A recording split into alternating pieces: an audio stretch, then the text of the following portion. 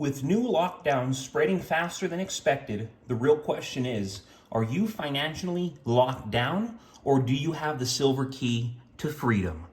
Good evening, folks, and welcome back to another episode of Silver Dad Knows. Remember, always live with no edits. If this is your first time here, hit that subscribe button now, as you're going to like what I'm about to say. So yes, right here, have not featured this piece for some time, but one of my all-time favorites. Here we have a 2018 Silver Marvel Series Black Panther coin. Absolutely attractive, very handsome, very daring. This is the third release by the Perth Mint, featuring 6 different Marvel characters and follows the successful Spider-Man and Thor bullion coins. As you know, Spider-Man is crazy expensive. I'm seeing them go as low as high 100s, low 200s, and that is the lowest I'm seeing the Spider-Man go for. And the Thor, forget about it. I hardly ever see the Thor coins. These mintages for the Black Panther are limited to 50,000 coins worldwide. Then you go to the obverse, and yes, look at that. Gorgeous. The obverse features the effigy of Her Majesty Queen Elizabeth II. I'm always showing her because she's like on every single coin. You got to honor her. And of course, you see the legal tender denomination from Tuvalu. If you're ever curious, how do you pronounce that? It's Tuvalu. Then, that classic, beautiful reverse. The classic rendering of Black Panther ready for combat. When you see the Wolverine one, he's also ready for combat. What's very nice, as you know, is these are all struck in Australia. Gotta love that. Gotta love that, gotta respect it. It's another place in the world, and it's coming over here to the United States of America for me to own and love here in the great state of Texas. The future, baby. I love it.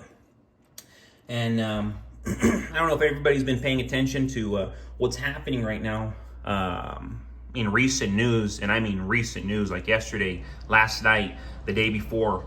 We're seeing more U.S. cities implementing voluntary lockdowns in response to a mosquito-borne virus. And it's clear that we're living in increasingly unpredictable times. Just a few days ago, only one town in Massachusetts had issued a curfew.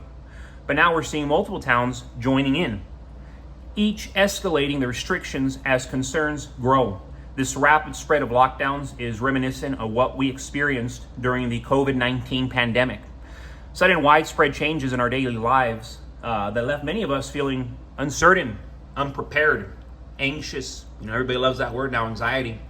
The situation highlights a broader issue: how quickly fear and uncertainty can spread, often faster than the threat itself. The media's constant coverage, the rapid decisions by local authorities, and the mixed messages from health organizations create an environment where people don't know what to trust. That's where we're at now. What can you trust? Who can you trust? This uncertainty isn't just about health. It's about our economic security. When towns and cities start imposing lockdowns, even if voluntary, the ripple effects on local economies, jobs, and markets can and will be significant. Given this environment of uncertainty, it's more important than ever to think about protecting your wealth. Silver is a tangible asset that has historically held its value during times of crisis. Unlike paper money or digital assets, silver is something you can physically hold, and its value isn't tied to any one government or financial institution. The fear and uncertainty we're seeing with these lockdowns are just a microcosm of the larger economic instability that could be on the horizon, that is on the horizon. We're already seeing signs of this in various markets. Lockdowns, curfews, and restrictions will disrupt supply chains, increase production costs, and lead to inflationary pressures. In such a scenario, silver becomes even more attractive as a hedge against these economic disruptions. Moreover, as the global economic landscape shifts, especially with the ongoing power dynamics between BRICS and G7, there's a growing risk that traditional currencies will, and I'm telling you, will lose value.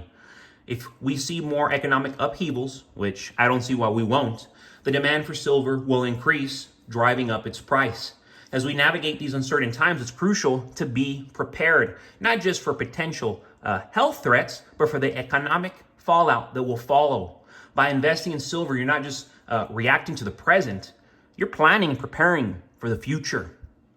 And yes, do not want to forget, check out what I have surrounding Black Panther. I'm showing off some dimes that are all over, well over a century old. I have like a 1905 Barber dime, 1913 Barber dime, 1916 Barber dime, and I think right here to my right, I am featuring you a 1910 Barber dime.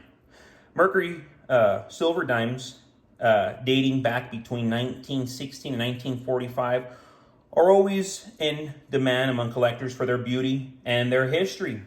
But remember, this is not a Mercury dime.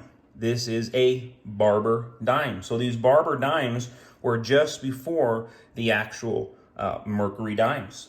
Of course, most of these pieces have suffered from heavy damage due to age, so collectors will inspect their condition closely and thoroughly, as I would myself. This one right here is in actually pretty decent condition. The Philadelphia Mint struck over 11.5 million Barber dimes in 1910, less than 1% of the dimes minted in Philadelphia in 2006. My goodness, how times have changed, but in 2006, they're not 90% silver. Back then, they were. The Philadelphia Mint, of course, is the oldest mint in America. I mean, dating back to George Washington. I don't want anybody to forget that. It's very, very important to know. A circulated 1910 Barber dime is worth between $2 and $85.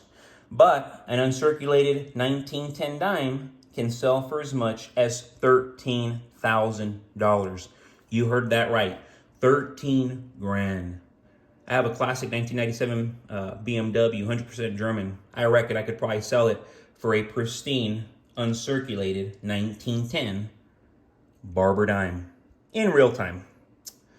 But yes, folks, thank you so much for joining us for another episode of Silver Dad Knows.